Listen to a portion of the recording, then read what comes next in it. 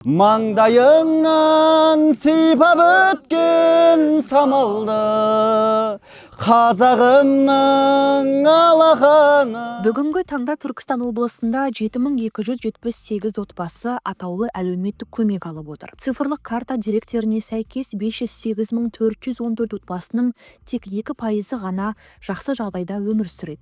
Ал 151.633 шаңырақ дағдарыс пен мүшкіл деңгейдегі Д және Е санаттарына жатады. Осыған орай Сайрам ауданы Қарасу ауылдық округінің әкімдігі жергілікті тұрғындардың әлеуметтік жағдайын жақсартып, жаңа жұмыс орындарын ашу үшін кешенді жұмыс жүргізіп келеді. Ауыл әкімі бұл істе кооперативтік ұйымдардың рөлі ерекше екенін атап өтті. Жақында бағана консерв өңдеу цехы 29 миллион, почти 30 миллиондай алып, қазір оборудованиесін алып, жұмысын жүргізді. Д санатында азаматтарды үйінде отырып, сол үйінен ақша табатындай жағдайға жеткізіп отыр. Ауыл аманаты бағдарламасы аясында қаржылай қолдау тапқан Аят агроконсерв зауыты өндірістің көлемін арттырып, жұмыстың қарқынын үдетіп келеді. Кәсіпорын өнімге қажетті көкөністерді жақын маңдағы ауылдардан сатып алып, жергілікті шаруаларды да жұмыспен қамтып отыр. Дайын тауар еліміздің әр аймағына жөнелтіліп, шетелдерге экспортталады. Ол деген өзінің қуаттылығын екі есе көбейтіп отыр. Ол жерде бізге үлкен көмегі жұмысшы көзін ашты, жұмыс көзін ашып, біздегі жұмыссыздарды тағы жұмыспен қамтып отыр. В данное время у нас работают где-то 65-70 человек в данное время. Но через месяц студенты, они приходят, и смену у нас работает порядка 120-125 человек. Өңірдің өндірістік әлеуетін тиімді игеруді көздейтін ауыл аманаты бірегей жобасы жеке қосалқы шаруашылық иелеріне кооперативтік негізде бірігуді ұсынады. Шаруашылықты осылайша ірілендірген жағдайда 2,5% жеңілдетілген несие беріледі. Бұл бастама ауыл тұрғындарын агробизнеске ынталандырып, елдің азық-түлік қауіпсіздігін қамтамасыз етуге бағытталған. Олардың барлығы осы жаңағы қаражатты Аманат партиясының ұйымдастыруымен болған жұмыстардың бәріне атсалысады өздері. Хотелось бы еще такого кредита, который более-менее под силу нам. Неге десем, өте көп нәрселер бізге жетпейді. Мысалы, упаковочная линия, томатную линию мы не хотим поставить. Тем более, что рядом поля, и мы хотим капельное орошение сделать на полях. И вы сами знаете, вам не секрет, что земли в Казахстане много, а воды мало. Кәсіпорынның жұмысы әсіресе жаз мезгілінде жандана түседі. Әзірге мұнда консервіленген өнімнің 48 түрі шығады. Зауыт тәулігіне 20-25 тоннаға дейін салат, көкөніс, томат пастасы және түрлі жеміс-жидек тосаптарын әзірлейді. Мұның бәрі жанкешті еңбектің арқасы дейді кооператив басшысы. Оны қауырт жұмыстың барысынан біз де аңдаған едік. Это, можно сказать, джакузи для огурцов, да? Они моются и через это проходят на укладочную линию. Здесь у нас стерилизация. Правда, дедовским способом стерилизуем. Ну, это, да. Но зато самый надежный способ. Если, опять же, будет возможность, мы современные автоклавы поставим. Это уберем и поставим современные автоклавы. Но и здесь неплохо. Пройдем. Так, здесь у нас вот склад продукции готовой. Вот.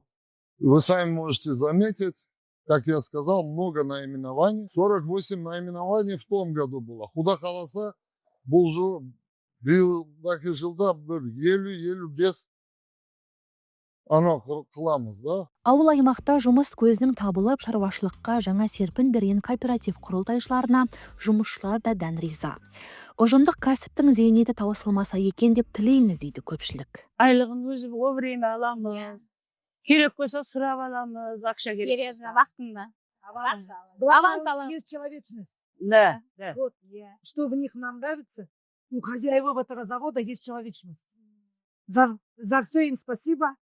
За то, что они есть, за то, что стали столько людей не оставили без работы. Все работают. Никто не нуждается здесь. Они помогают во всем. У них кому что надо, они руку помощи всегда протянут. Это дивно, совершенно. Что-то производишь, что-то делаешь. Приятно, когда у тебя получается. Приятно, когда твою продукцию хвалят. само собой. После этого, в 88 году закончил школу, поступил в Кемтип, это в России, Кемерово пищевой институт. Ну, в надежде, что буду работать на этом же заводе. Ну, так получилось, что и страна развалилась, ну, естественно, и все остальное тоже. Сейчас, слава богу, вот производим. Свою продукцию видишь в магазинах, на базарах, когда люди просят. Разве это неприятно? Қазақ халқының ұлт болып ұйысып, ел болып билік құруына бірінші кезекте ауызы дуалы билердің қызметі сеп болған.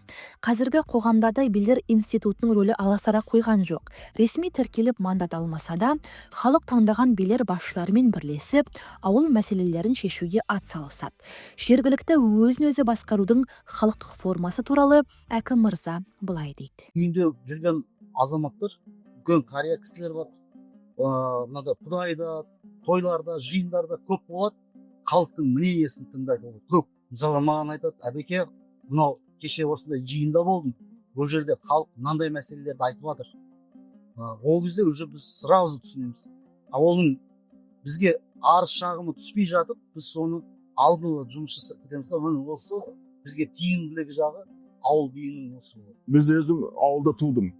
Менде де мүмкіншілік болды. Біз бұрынғы кеңес үкіметі кезінде не қылдық, қалада тұруға да болатын болды, басқа. Бірақ ауылдан кеткіміз келмеді, қазір ауылдан өсіп өніп жатырмыз.